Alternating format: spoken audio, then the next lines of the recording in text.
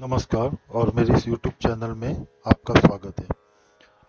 आज के वीडियो में मैं माँ कामाख्या देवी की कृपा से प्राण रक्षा कैसे हुई, ये जो श्री ब्रजेश जी वाजपेयी, उनको गणेश कहते हैं, उन्होंने भेजी है। सत्य घटना पर कहानी है जो कृपानुभूति अंक जो 2022 का है उस पे छपी हुई है।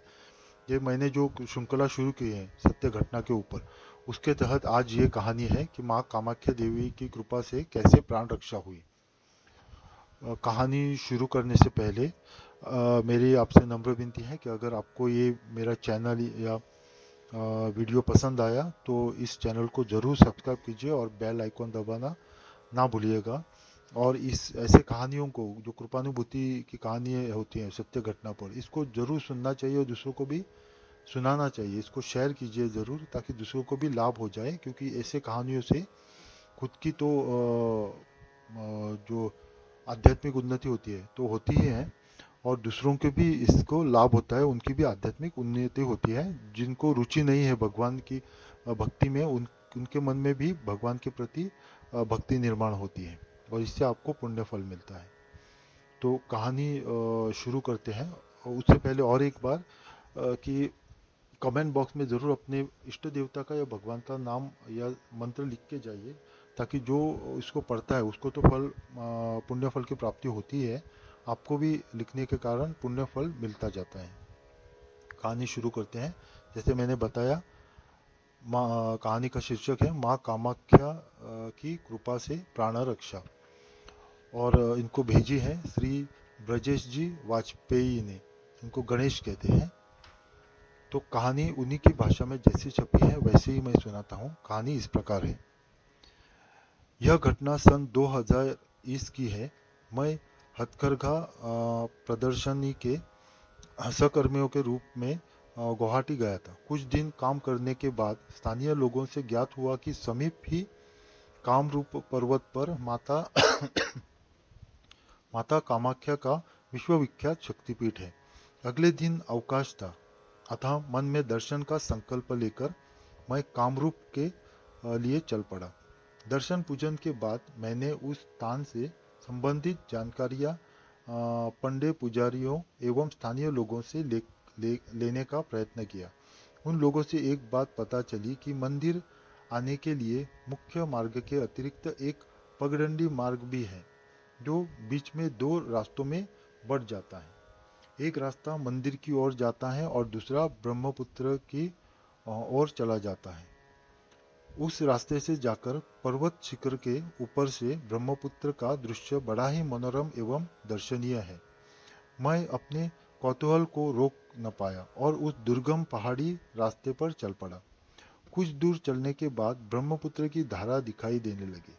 मैं उस नयनाभिराम दृश्य को देखता हुआ पहाड़ियों से धीरे धीरे नीचे उतरने लगा। दृश्य देखने में मग्न होने के कारण सहसा मेरा संतुलन बिगड़ गया और मैं फिसल कर लुढ़कने लगा। मैं लगातार लुढ़क रहा था और इसकी समाप्ति ब्रह्मपुत्र की उस तीव्र धारा में जाकर होनी थी, जहाँ मृत्यु हो जाना सर्वथा निश्चित था। इस जीवन मरण के बीच मैंने निरुपाय होकर जगत जननी कामाख्या को पुकारा। माँ, जीवन और मरण आपका ही लीला विलास है, किंतु मैं अभी मरना नहीं चाहता। बाकी जैसी आपकी मर्जी।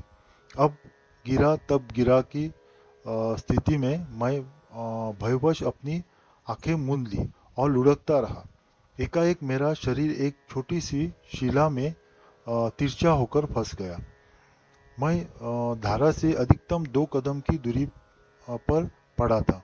मेरी आंखों के ठीक सामने ब्रह्मपुत्र की हरहराती वेगमयी वेगमयी धारा थी, जिससे समुद्र जैसी गर्जना करती ऊंची ऊंची लहरें उठ रही थी और उछलती हुई बड़ी बड़ी मछलियां कलेजे को कंपा रही थी। शरीर के तनिक सीधा होते ही मेरी जल समाधि का होना सुनिश्चित था। वहां मेरे अलावा कोई और व्यक्ति भी नहीं था जिससे कुछ सहायता प्राप्त होती। लुढ़कने के कारण मेरे कपड़े तार तार हो चुके थे। शरीर खून से लथपथ था, रोम रोम पीड़ा से व्याकुल था। मैं जीवन की आशा खो चुका था। इस दयनीय दशा में मुझे पुनः उन सर्वशक्तिमयी माता कामाख्या का सहारा मिला। भय से कांपता हुआ मैं रेंगते रेंगते किसी प्रकार पहाड़ी की चोटी पर जा पहुंचा। थोड़ी देर निढाल लेटा रहा। जब कुछ अ, आश्वस्त हुआ तो पुनः उन कृपामयी कामाख्या के मंदिर में उपस्थित हुआ। वहां उनको बारंबार बारंबार प्रणाम करके उनकी महिमा का अनुभव करता हुआ जजफील्ड ग्राउंड, जहाँ प्रदर्शनी का स्थान है, लौट आया। कहानी इतनी पर खत्म होती है। बहुत ही रोचक और रोंगटे खड़े होने वाली कहानी है। इससे पता चलता है कि अगर माता को हमने दिल से पुकारा, करुण करुण भाव से पुकारा, तो माता तुरंत भक्तों की रक्षा करने आती है।